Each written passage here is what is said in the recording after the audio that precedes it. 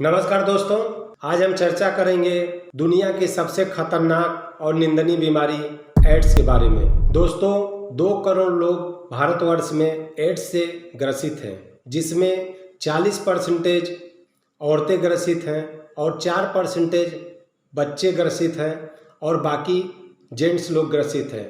दोस्तों, भारत सरकार के डाटा के हिसाब से हर साल भारतवर्ष में 6 से 7 लाख लोगों की मौत एड्स जैसी खतरनाक बीमारी से होती है। एड्स बैक्टीरिया और फंगस बीमारी नहीं है, बल्कि यह HIV नामक वायरस से बीमारी होती है। जबकि आपको इधर 2-3 सालों से अंदाज हो गया होगा कि वायरस कितना खराब होता है। जैसे बीच में कोरोना वायरस आया था, उससे लाखों लोगों की जान गई। इसी तरह से HIV वायरस भारतवर्ष में बाद में आया। सबसे पहले फ्रांस में इसको एक चिंपैंजी नामक बंदर के अंदर देखा गया। फ्रांस के वैज्ञानिकों ने और अमेरिका के वैज्ञानिकों ने मिलकर के इसके बारे में शोध किया तो पता चला कि यह HIV नामक एक वायरस है, जिससे चिंपैंजी के अंदर ये बीमारी हुई और धीरे धीरे चिंपैंजी के माध्यम से यह पुरुषों के अंदर बीमारी आ गई।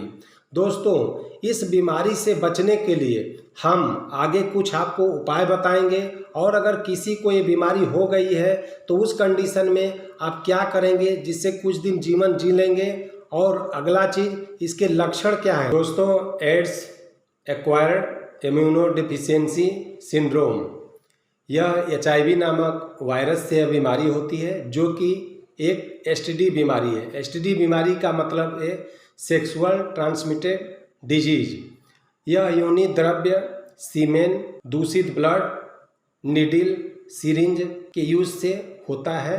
जो व्यक्ति एड्स ग्रसित हो जाता है उसके अंदर लक्षण क्या क्या दिखेंगे। सबसे मोस्ट लक्षण है उसका कि उस पेशेंट का फीवर नहीं छोड़ेगा। फीवर हमेशा 100, 102, 103 आता है। कोई भी मेडिसिन खाने पे हल्का फुल्का फीवर डाउन होगा, घंटा 2 घंटे के लिए फिर फीवर आ जाएगा, पहला चीज़। दूसरा चीज़, पेशेंट कितना हो खाएगा पिएगा, लेकिन दिन पर दिन वीक होता जाएगा, चेहरे की कांति खत्म हो जाएगी, हाथ पांव पे झुर्रियाँ पड़ जाएंगी, दूसरा लक्षण। तीसरा लक्षण ही कि पेशेंट रास्ता चलता है तो खांसने लगता है, हाँफने लगता है, श्वास आने लगती है, कभी कभी उसके बलगम निकलते हैं तो काफ़ी गंध देते हैं। दोस्तों, अगर किसी भी व्यक्ति को ये लक्षण दिखें और सभी जांच रिपोर्ट करवाने के बाद अगर निगेटिव रहे तो आप अपने बगल में स्वास्थ्य केंद्र पर उसकी HIV की जांच करवाएं, एड्स की जांच करवाएं। नहीं तो प्राइवेट आप पैथोलॉजी में भी HIV की जांच करवा सकते हैं। जांच करवाने पर अगर उस व्यक्ति को HIV पॉजिटिव निकल रहा है तो हालांकि अभी तो इस बीमारी की कोई मेडिसिन नहीं बनी है, लेकिन अगर कोई व्यक्ति पॉजिटिव निकलता है तो उसका नाम पता नोट करके सीधा उसको स्वास्थ्य केंद्र पर भेजें। वहाँ कुछ लक्षण का कुछ ट्रीटमेंट दिया जाता है, जिससे कुछ दिन के लिए वो पेशेंट जिंदा रह सकता है। लेकिन HIV के लिए अभी कोई मेडिसिन नहीं बनी है जिससे खिला करके उस पेशेंट को बचाया जा सके। HIV होने के कारण, दोस्तों, HIV होने के कई कारण हैं जिसको आप ध्यान से सुने। पहला चीज़, यह इंटरकोर्स से होता है। पत्नी को अपने पति के प्रति और पति को अपने पत्नी के प्रति वफादार होनी चाहिए। पति और पत्नी का रिलेशनशिप है तो HIV होने के चांस नहीं रहते हैं। लेकिन अगर पत्नी का किसी अन्य लोगों से अगर रिलेशनशिप है तो HIV होने के चांस बढ़ जाते हैं। उसी तरह से पुरुष का अगर किसी दूसरे लेडीज से रिलेशनशिप है तो HIV होने के चांस बहुत बढ़ जाते हैं। इसलिए पति और पत्नी के रिश्ते पवित्र होते हैं, इसलिए पति और पत्नी ही आपस में रिलेशनशिप रखें, अन्यथा रिलेशनशिप दूसरे से न रखें, पहला चीज़। दूसरा चीज़, आप नाई के दुकान पे जाते हैं बाल कटवाने के लिए, तो जिस ब्लेड का यूज नाई करता है, अगर एक ही ब्लेड से कई लोगों का बाल बनाएगा या आपका दाढ़ी शेविंग करेगा तो उस कंडीशन में अगर अगला व्यक्ति चाहे आप ग्रसित है तो अगले व्यक्ति को HIV बीमारी हो सकती है। इसलिए जब भी नाई के दुकान पे जाएं तो फ्रेश आप ब्लेड का यूज करवाएं। अगर फ्रेश ब्लेड का यूज के साथ साथ आप इस समय तो मशीनें भी आ रही है जिससे बाल को आसानी से काटा जा सकता है, आप उससे कटवाएं। दूसरा चीज़। तीसरा चीज़, हॉस्पिटल में जाएं तो साफ और सुरक्षित सिरिंज से इंजेक्शन लगवाएं। एक ही सिरिंज से जिस हॉस्पिटल में इंजेक्शन लगता हो वहाँ पे इंजेक्शन न लगवाएं, क्योंकि ऐसा करने से अगर अगला व्यक्ति ग्रसित है तो आपको ये प्रॉब्लम हो सकती है। 3 चीज़ हुआ।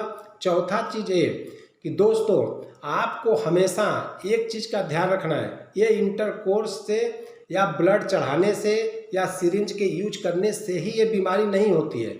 यह बीमारी और इसके कई रीज़न है, अगर मैं बताऊं तो ये वीडियो बहुत लंबा हो जाएगा, लेकिन आप इन 3-4 चीज़ों को विशेष ध्यान में रखें कि इनके वजह से आपको ये बीमारियां हो सकती हैं। दोस्तों एड्स को लेकर हमारे समाज में बहुत तरह की गलत धारणाएं हैं।